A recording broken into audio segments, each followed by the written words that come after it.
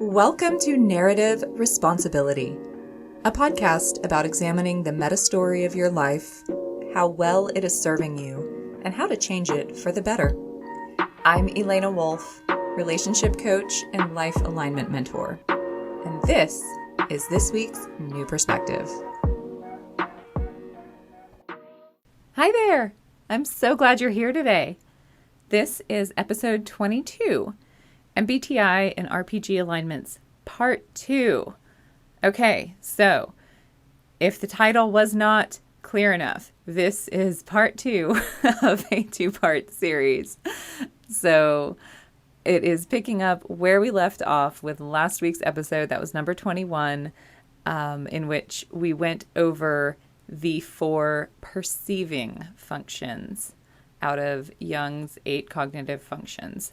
And so today we are going to pick up with the judging functions. Now, if you didn't listen to the last episode, just stop, go back and listen to it, come back. Okay, so we are in the process of mapping the Jungian cognitive functions to our RPG growth alignments chart. That's, again, that 9 square where the rows are your growth level. Are you avoiding? Are you allowing? Are you seeking? And the columns are how you tend to operate. Are you controlling? Are you envisioning? Are you on the emerging or chaotic right-hand edge? There is no aspect of the cognitive functions that correlate to your growth level, to those rows. All of the functions can be used in ways that avoid growth or that seek growth and everything in between. So what the functions are going to have correlations to are those columns, that how you go about doing what you're doing, whether that's avoiding growth or seeking it. Okay, so a quick note on terminology. Last week, I really didn't get into this because it wasn't as relevant for the perceiving functions. Jung did not actually use the terms judging and perceiving. Those were created by Isabel and Catherine in the 1940s when they created the MBTI system, the Myers-Briggs Type Indicator. It's an assessment that's based on Jung's work, but is also, their own derivation of it. So Jung referred to functions as being either irrational or rational. The perceiving functions are the irrational ones. And the judging functions, what we're here to talk about today, the decision-making functions, are what he called the rational functions. I am bringing up this specific terminology to emphasize the point that even though the judging functions are listed as thinking and feeling in this context is not like how culturally in America in the 21st century we call feelings irrational and emotions irrational. That is not the intent of the word feeling here. It is very much a rational, perhaps even you could call it logical thinking process, an evaluative process. It's just that it looks at criteria that relate to the human element, to feelings, to emotions, to values, to things that can't necessarily be quantified or put onto a hierarchical list that someone else can predict or follow. And also, similar to the perceiving functions, the judging functions are filters. They are filters of understanding, in this case, filters of action. People have access to all 8 functions. We have a use of them. It's basically what proportion of our psyche is made up of each of these different functions.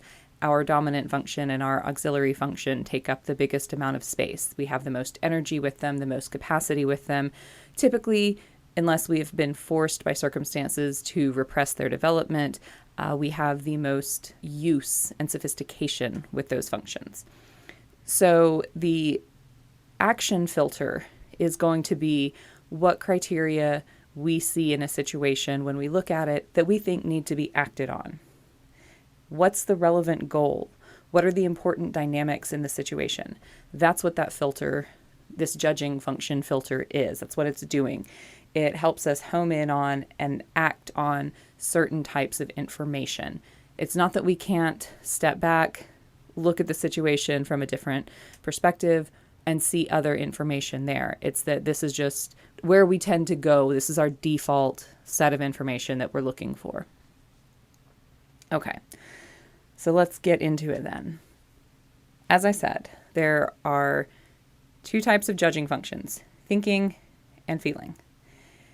Another way to look at this that maybe gets it away from logic versus emotion is object versus subject orientation. So are you focused on the thing, which would be the object, or the person, that would be the subject? So the thing here might be the goal, the principle, the process, the project, just really anything other than the person or people involved, whether the person is yourself or someone else. So thinking, in brief, is an orientation to the logical, the analytical, the objective, whether we mean that as a goal, like the objective of the game, or as an object rather than subject, the thing being done or acted upon rather than the one doing. Thinking is a more cool and dispassionate process. It does pay less attention to emotions when it makes decisions than the feeling processes do, with the caveat that when a thinking process matures, it does learn to take feelings and emotions into account. The feeling process, in brief, is an orientation to people and the human impact of actions. It will often use values to decide. These might be things like interpersonal harmony, cooperation, fairness, taking turns, encouragement, appreciation.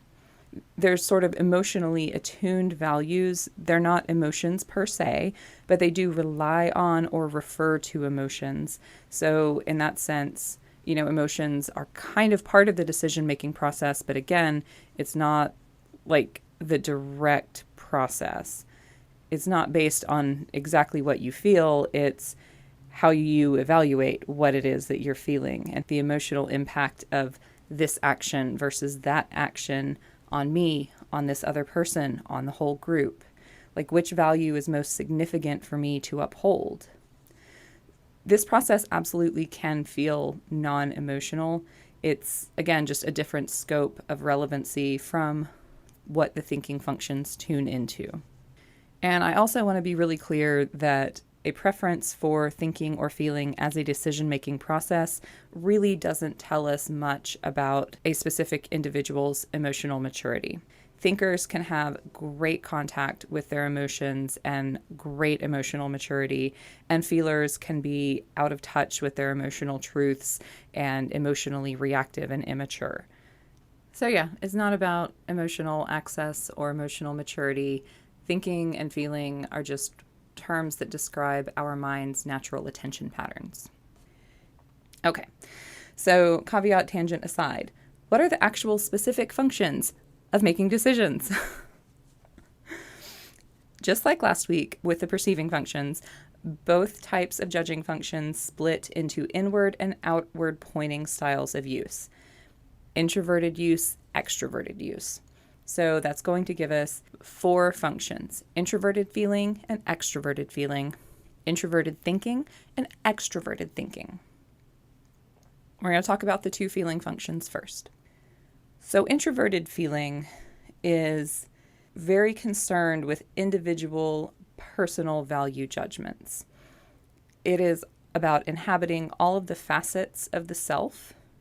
It looks first and foremost at the emotional impact upon itself when it's deciding. It checks whether an action is aligned to the inner sense of identity and values. There's also a really strong component with introverted feeling of creating meanings or stories and then embodying those stories or taking actions to help those stories, play out or come into being. Introverted feeling can be very emotionally expressive, but it tends to do it in a way that is asynchronous to its audience.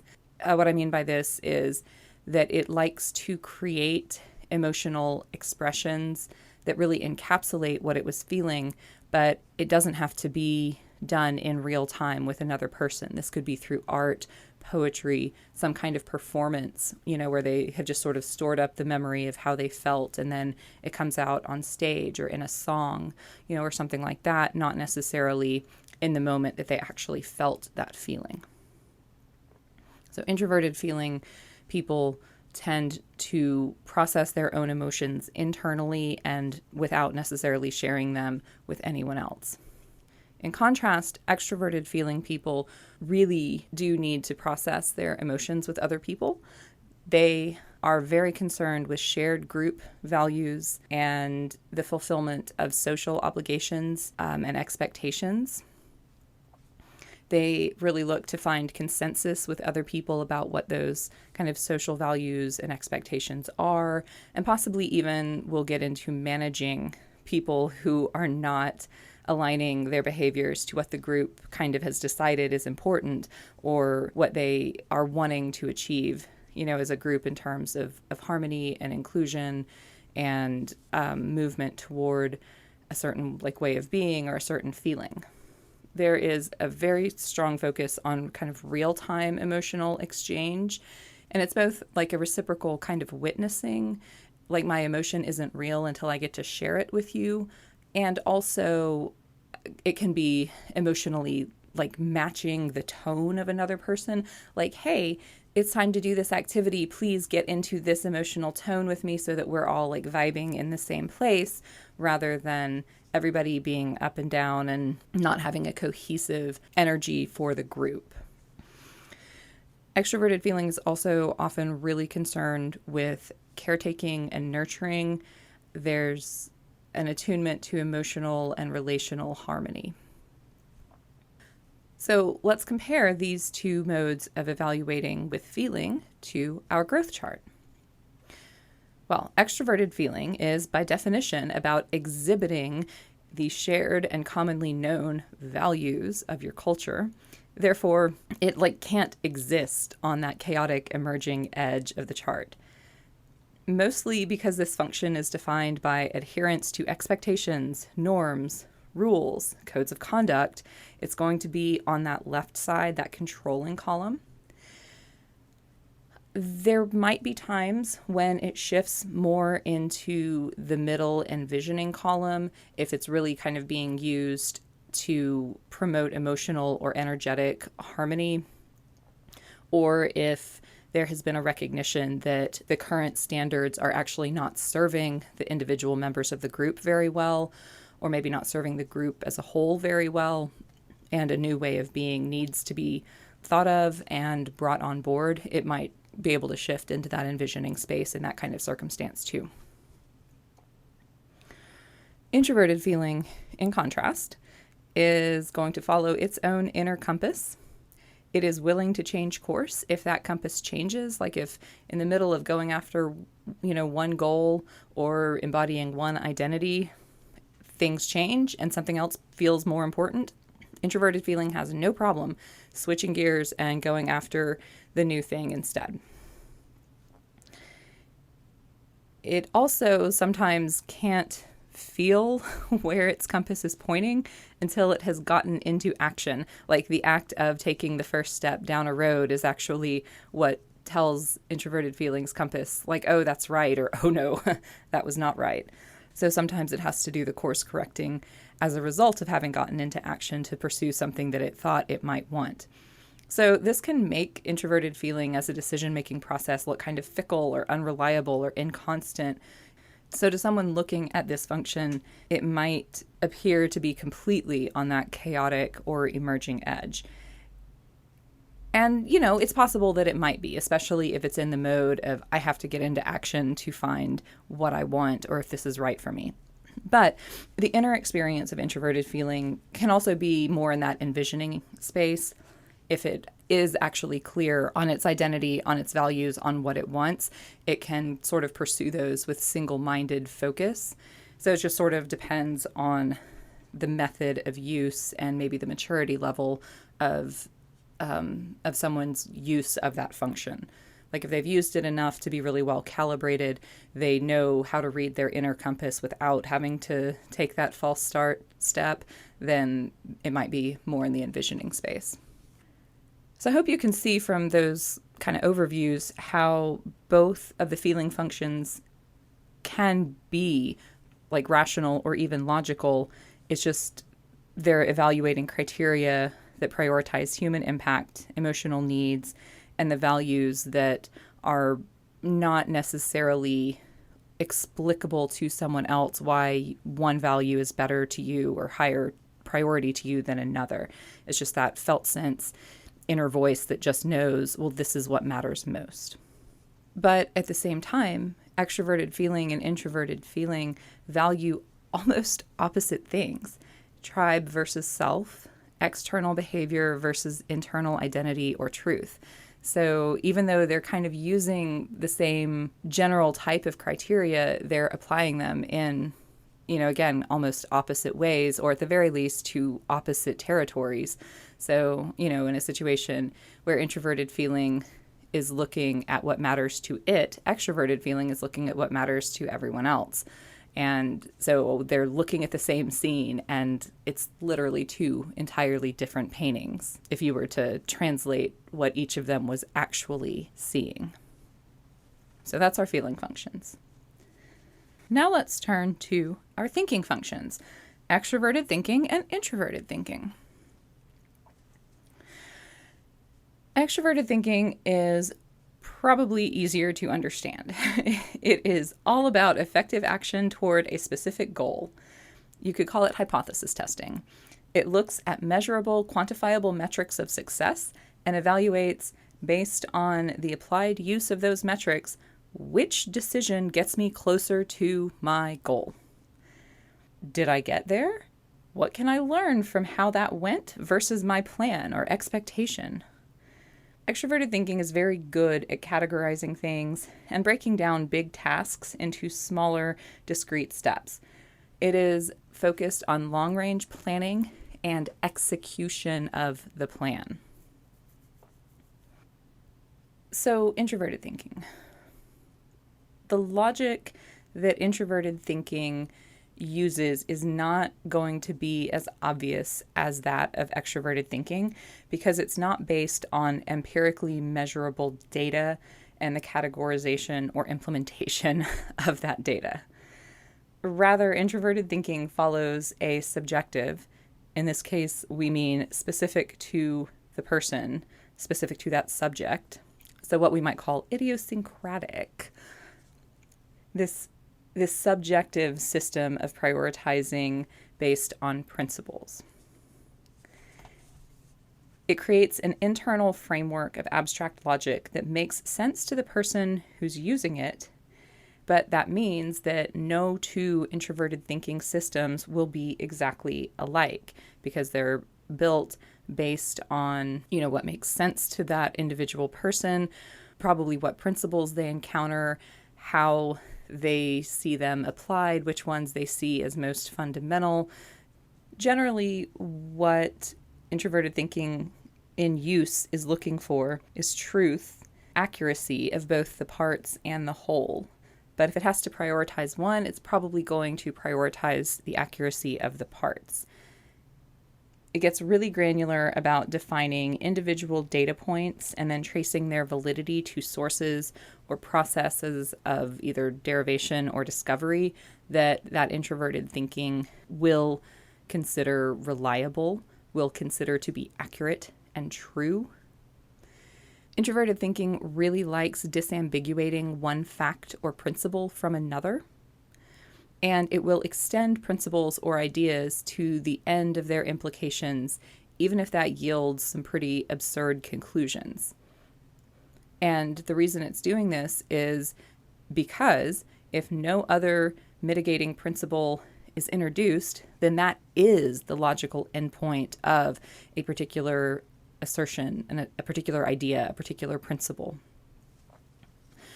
And if any of that kind of sounds contentious and lawyerish, yes, that is a very common use, especially while introverted thinking is in development. So let's look at these two functions against our growth chart. Well, extroverted thinking is going to sit very obviously on that left edge in the controlling column. It is very intent upon measuring reality and then making reality fit into its plan, meaning extroverted thinking's plan. Extroverted thinking is the long-range planning function.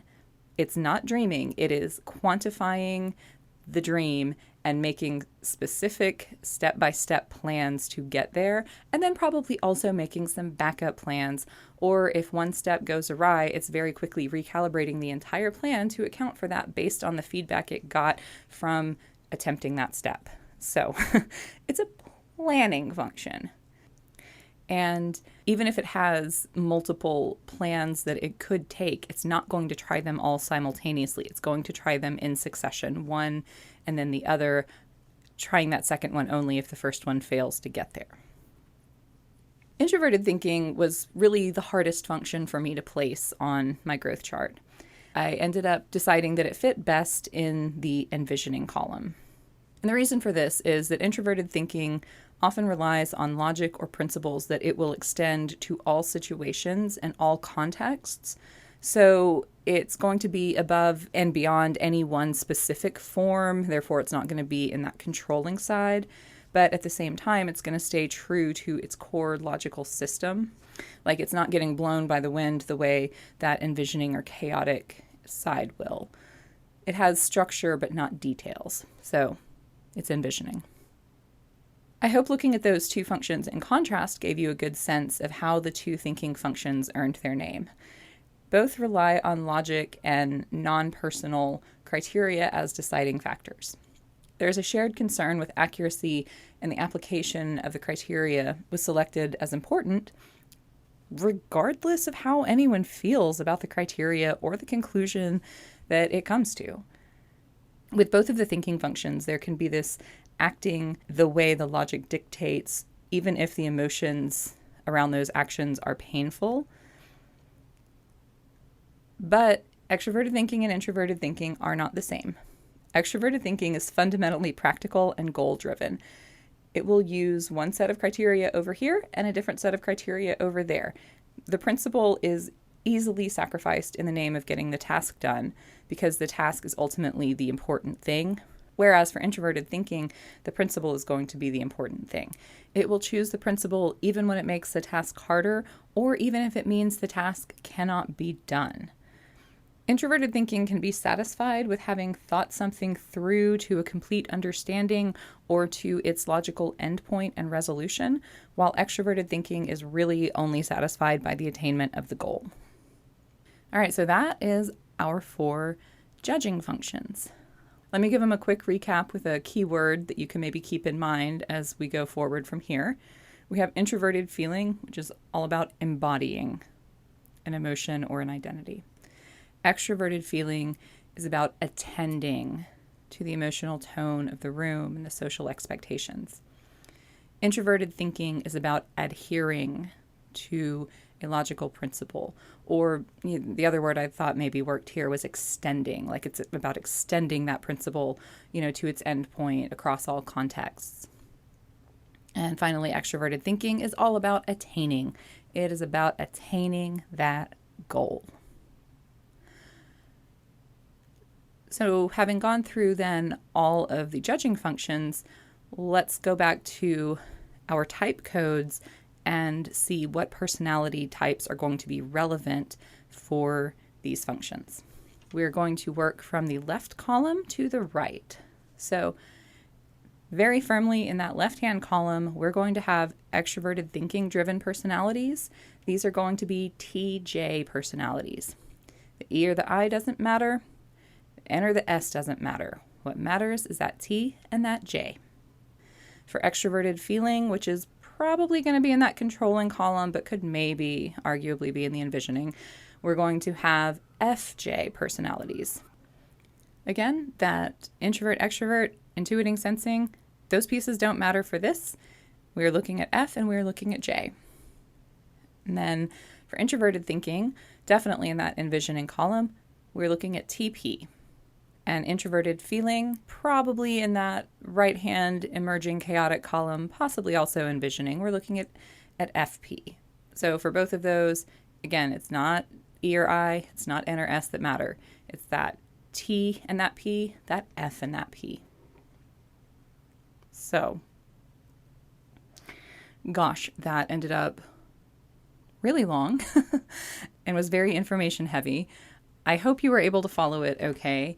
And I do remember that I promised everybody some visual aids last week, and I haven't got them up. And I will need more for this week. So I guess I will try to do a visual aid dump, all of them at once together. Maybe that's what I was waiting for. I didn't want to have to do the task twice, Sure, that's it.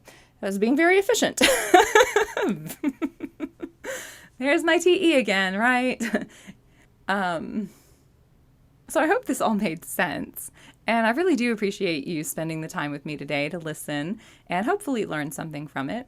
If you want to know more about my work as a coach, I do coaching around getting you into alignment with your personality type, among other things. You can check me out at thepatternbreaker.com. You can follow me on Instagram at thepatternbreaker. And you can check me out on Patreon at patreon.com/narrative responsibility. I put up discussion threads and, sometimes extra visual aids and cool little behind the scenes extras sometimes. There's access to other perks if you want to check it out. So that's all for this week. And until next time, what part of your story are you going to take responsibility for?